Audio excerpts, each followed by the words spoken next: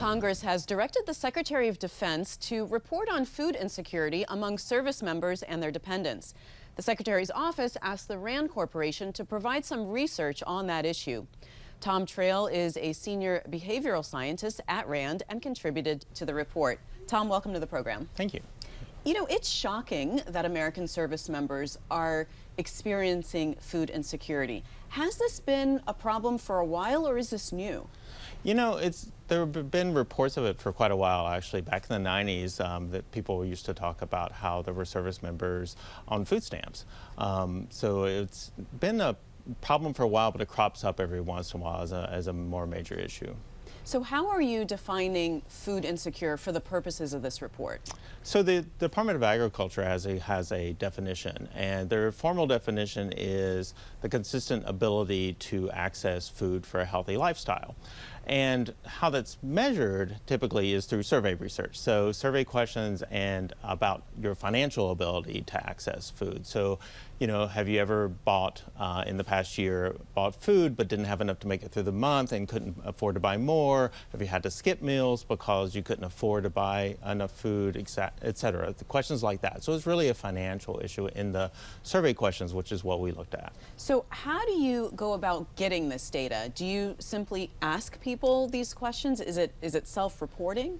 It's self-reported, yes. So the data we used actually for the study were collected by the Department of Defense. They have a status of forces survey they do every 2 years of service members.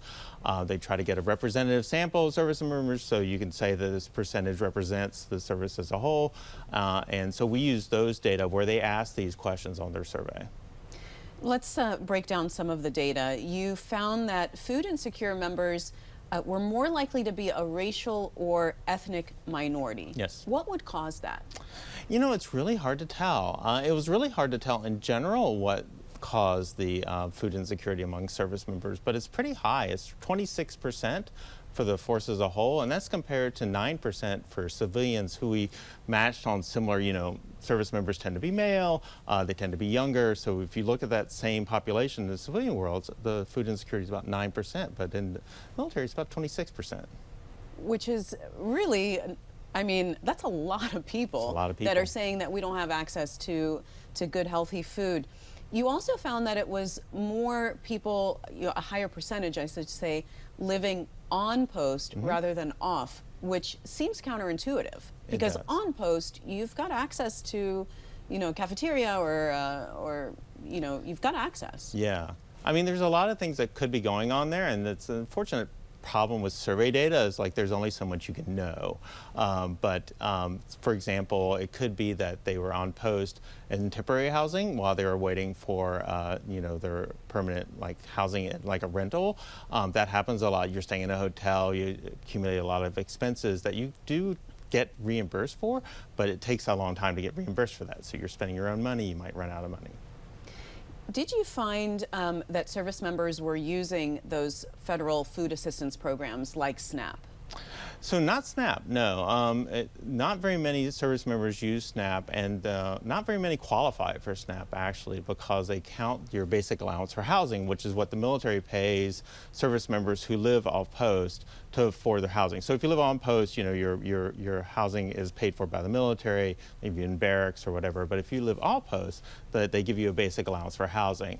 But they count that as income when they look at your qualifications for SNAP. So not very many people qualify. A lot more families, military families, used WIC. So that's a Women, Infants, and Children's program where they provide a voucher to purchase healthy food if you have a young kid.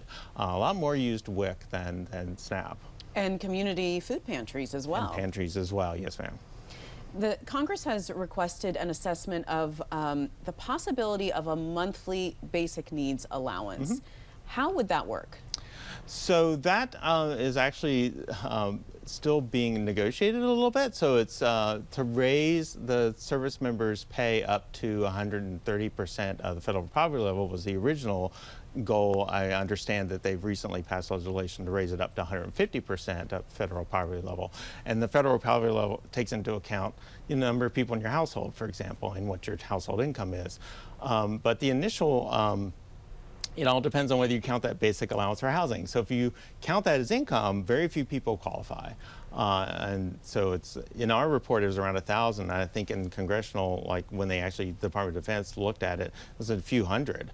If you don't count basic allowance for housing as income, then it moves up into the tens of thousands of people who would qualify. Is there a consensus as to whether or not that would help with food insecurity?